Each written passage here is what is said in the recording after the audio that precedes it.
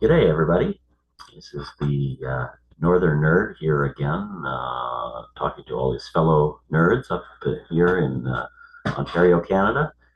And today I'm going to be talking about my own project. So I love my own EV that I can afford is an electric e-bike, uh, but it's a motorcycle style e-bike, which I'll show you here, or perhaps it's here. Um, the e-bike is called the EMO Zone, EMMO Zone, and the model is to the GTS. And GTS is designation is the lead acid battery pack. The problem with the lead acid battery pack is that it's extremely heavy. They refer to them in the EV world as lead sleds.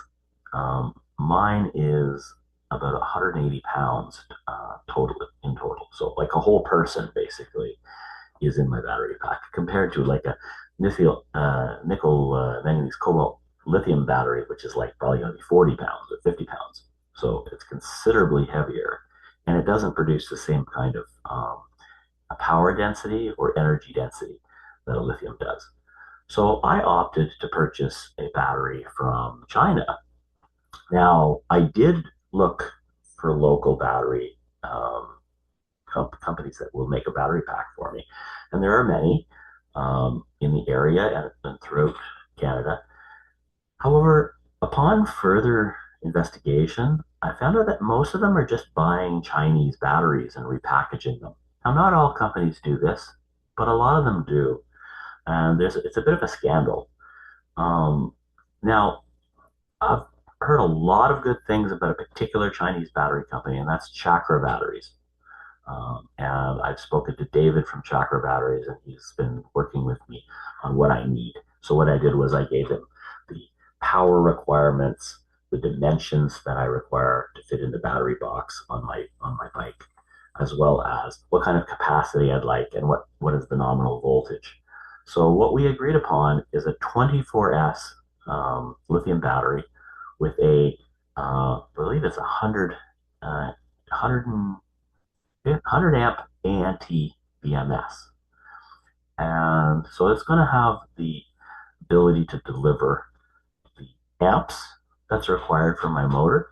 Now, the EMO motor is limited by the fire driver controller. It's a very early fire driver controller, and it's limited to, I believe it's 70 amps that it can switch. So it can't give you more than 70 amps of the motor anyways, even if the motor is rated for maybe 2,000 or 3,000 watts. It might be a 3 kilowatt motor, but for e-bike purposes, they limit it to about 500 watt output.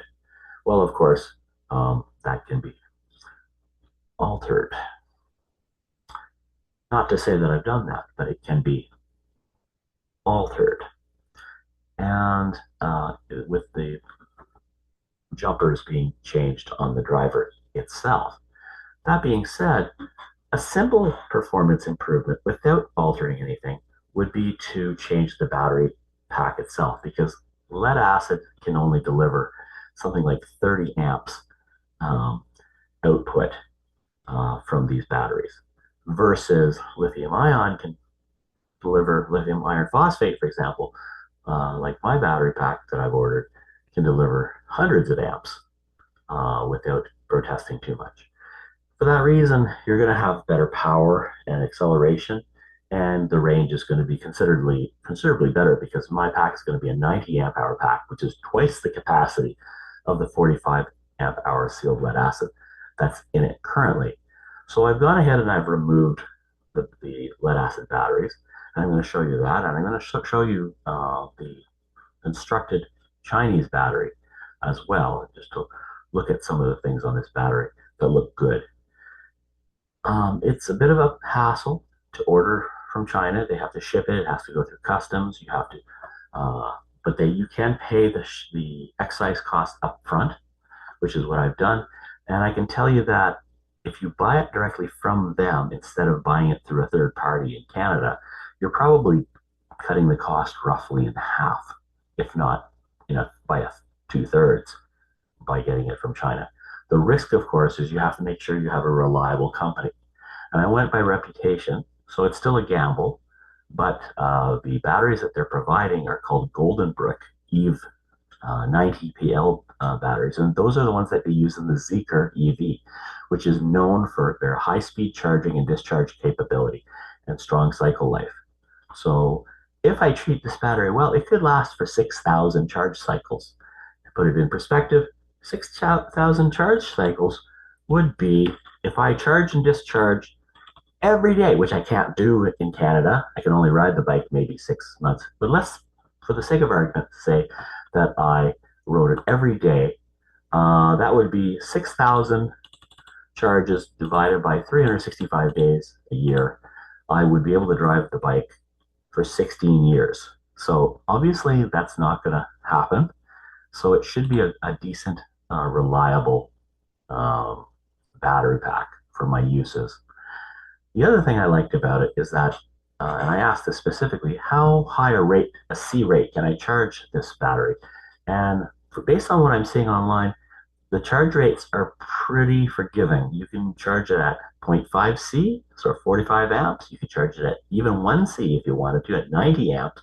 That would charge your battery in 1 hour, which would be pretty fantastic. Yes, I have heard of charging faster than that, but I'd like to keep this battery around for a while and not treat it like garbage. Because you know what, I don't really need to go out and do that. Maybe at some future point, I'll get a onboard charger that can charge at 30 amps, at 45 amps, and then I can carry that with me. But for now, I'm just going to use the 10 amp battery that comes with it. A 10 amp battery, or sorry, a charger rather, a 10 amp charger can charge a 90 amp capacity battery in, well, 10 times 9 is 90. So 9 hours in theory. Probably a little more at the end because your balancing charge at the end is slower and a lower average, but approximately 9 hours. I probably won't drain the battery either. I'll probably maybe use it to 50% charge, so it might actually be about 4.5 hours to charge it to full. So that's a pretty nice situation. So if I drive to a family's house, house of one of my family members, I can plug in at an L1 plug, an EMA plug, which is a 15 amp plug, use my 10 amp charger and charge for a few hours and have enough charge to go back again if I need to. So it's very nice for where I am.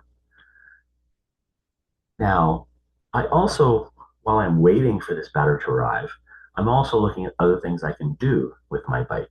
And that includes, I want to install a tail bag. So we're going to talk about that as well. So let's look at the lead acid battery that I took out of the battery. GTS is the lead acid variant of the zone. And these are very heavy. They're very, it's like, I don't know, like 25 pounds, I think. These are Zupai batteries, and they are 45 amp hours, and they are 12 volts each. So there's 6 12-volt batteries, and if you do the math, 6 times 12 volts is 72, and 45 amps wired in series. So the voltage is additive, but the current remains at 45 amps. That's how that works, guys. And I have taped off one of the leads for each of the batteries so they don't short out, of course.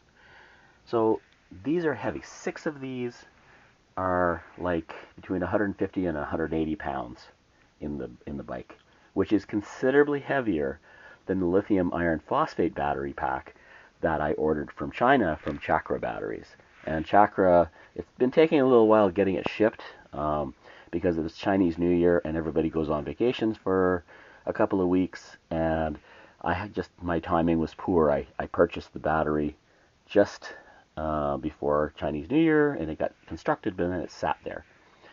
So it's going to be loaded and replace these 6 batteries. Now, the form factor is important. The battery charger that I had for this was a 72 volt, 45 amp hour lead acid battery charger. It's important. They will also be sending me a lithium iron phosphate charging battery. Do not, under any circumstances, try to charge lithium iron phosphate batteries with a lead acid charger. They have different charging characteristics, different conditioning protocols. So you don't want to damage your battery by doing that, by under or overcharging. And the other thing is that the battery pack, these don't need a battery management system. These kind of like self-manage, okay? But the lithium iron phosphate is going to be a 24 series battery, which means there's 24, I believe it's 3.2 volt cells hooked in series. These are the prismatic kind, the pouch cell kind, hooked in series, which means that, again, voltage is additive, but current is not. And there are 90 amp hour batteries. And I'm going to show you a picture of that in a minute.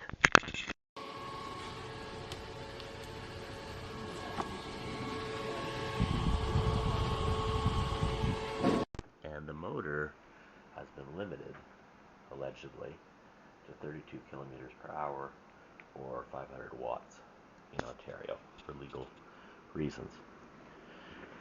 This is the my attempt at a tail bag, and it's done using a thrift store travel bag that I um, repurposed. So it's just a thrift store bag, which I got for very little, and I reinforced it inside. Here's my helmet. I reinforced it with a dollar store square box, plastic box, and it's held together with a tie strap down there. So we drilled through the box, put a zip tie through and around the removable seat right here. That's going to allow me to travel, carry things, groceries, a charger. I could even put a large charger in there if I wanted to. And I'm not riding it right now because, well, it's the dead of winter. It's like minus 15 degrees Celsius. And if you can ride in that weather, then you're a better man than I am.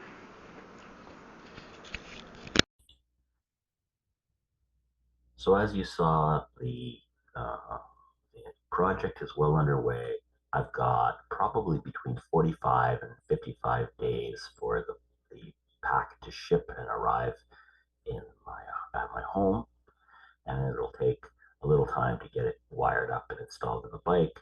I'm going to try and do a little bit of body work on the bike, on the panels, the fairings, and I'll show that in a later video in order to make it a little smoother.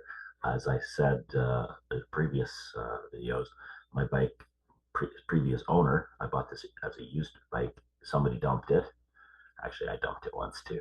But they broke the fairing, so they cracked down the fairing. They tried to fix it with some zip ties.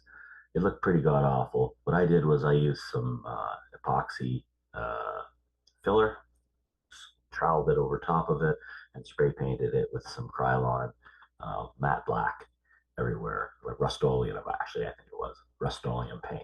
So it's a matte black, like a Ninja, and I've dubbed this bike EV Van Lustbader. If you know, you know. Anyways, so I hope you like watching. And as always, I ask you to like and subscribe. If you have any thoughts on my modifications and on my project, please feel free to leave them in the comments below. And as always, keep your stick on the ice. And here's some video footage of my riding back in the fall when the world didn't want to freeze. Hey guys.